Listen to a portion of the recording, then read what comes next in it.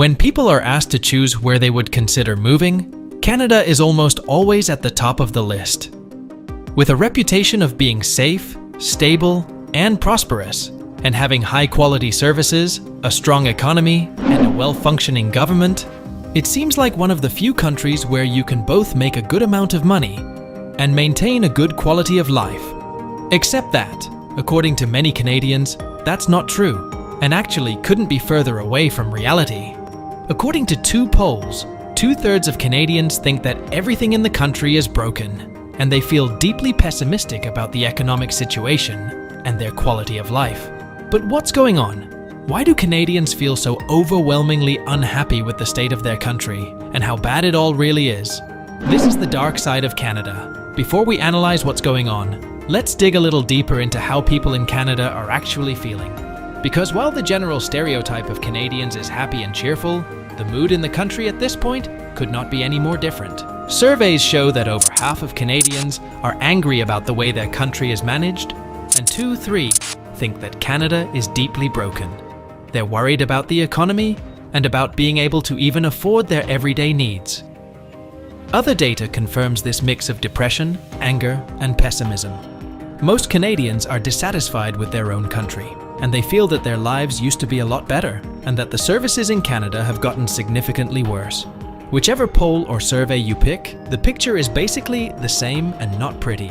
Canadians feel more concerned and negative about their economy and their personal quality of life than people in almost any other developed country. The overall sentiment of how people feel about Canada is worse than at any point in recent history.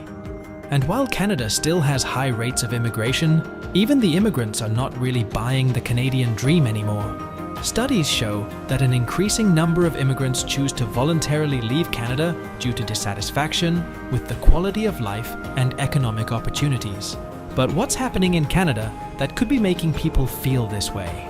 Well, even though the country has a reputation for being almost perfect, at a closer look, this image starts to unravel pretty quickly. So here's what's going on. You might have heard by now that much of the world is going through a housing crisis.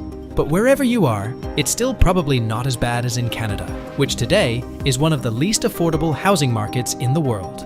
In the past 10 years, the value of an average Canadian home has more than doubled, with rent prices growing at a similar rate, making it extremely hard to afford a rental property and almost impossible to actually buy a home. In Toronto, the average resident spends 120% of their income on rent. And if you want to buy a property in Vancouver, you need to be making at least $250,000 to even qualify for a mortgage. In other words, buying a property in Canada is now a possibility only for people with exceptionally high income, and even they struggle to afford the incredibly high mortgage payments. This is why Canada has the highest household debt of all the G7 countries, and why its situation has been described as the largest housing bubble of all time. But why did housing become so insanely unaffordable? Well, there is a strong demand for housing as Canada has a quickly growing population due to the fact that it accepts 500,000 immigrants per year, so it simply needs more homes. But a growing population wouldn't have to be an issue. The real problem is that Canada is completely failing at building enough homes to house all these new people. As in many other countries, the housing policies in Canada are controlled by local city governments, and they have been reluctant to allow the construction of more homes, as that would depreciate the price of properties that are already there. Having fewer homes means that their price keeps going up, which is great for the homeowners who are also potential voters. So local politicians are not addressing this issue to avoid upsetting their current constituents, even though it makes housing unaffordable for everyone else. Add a constantly increasing population, and the fact that Canadian real estate has traditionally been a popular safe investment choice for rich foreigners, especially those from Asia looking for a place to park their cash, and you have a housing nightmare. But it doesn't stop here, because housing is by far not the only thing in Canada that's extremely expensive. Surprisingly, Canadians pay more than almost anyone in the world for a number of common things, like groceries, banking fees, cell phone charges, or air travel. The cost of fuel in Canada is a lot more expensive than in the US, while the cost of healthcare, on the other hand, is a lot more expensive than in Europe. And this is not an accident, but instead a direct consequence of the fact that Canada, more than any other country, is dominated by monopolies and oligopolies. In other words, Most Canadian industries are dominated by just one or a few giant companies. And this didn't happen by accident either, but instead, it's a result of a questionable strategy pursued by many different Canadian governments.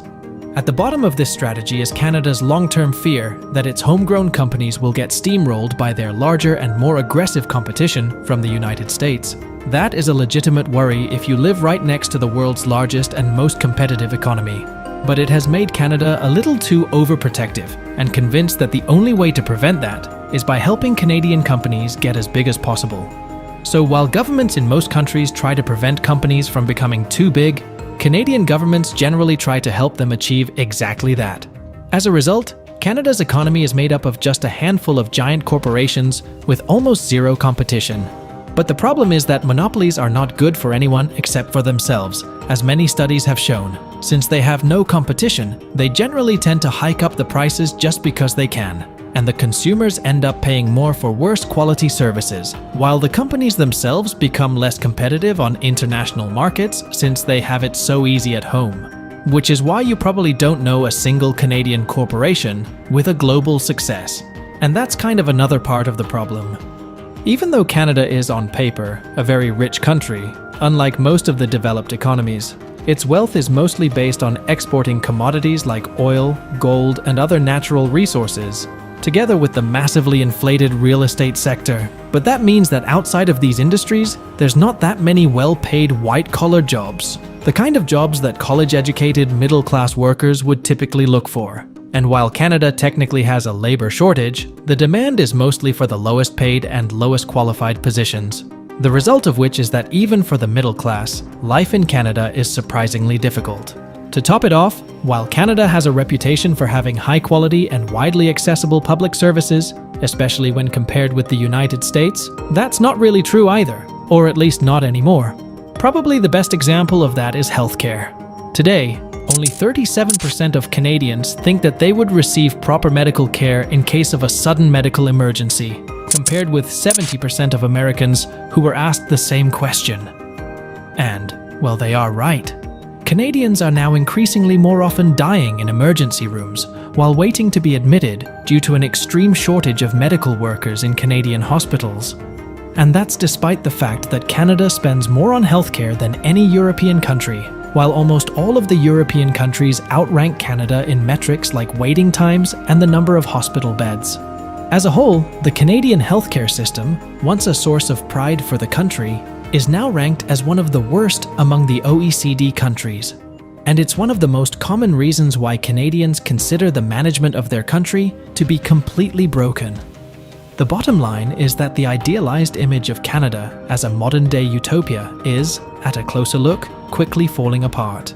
The life satisfaction of Canadians has been going down for the past 10 years.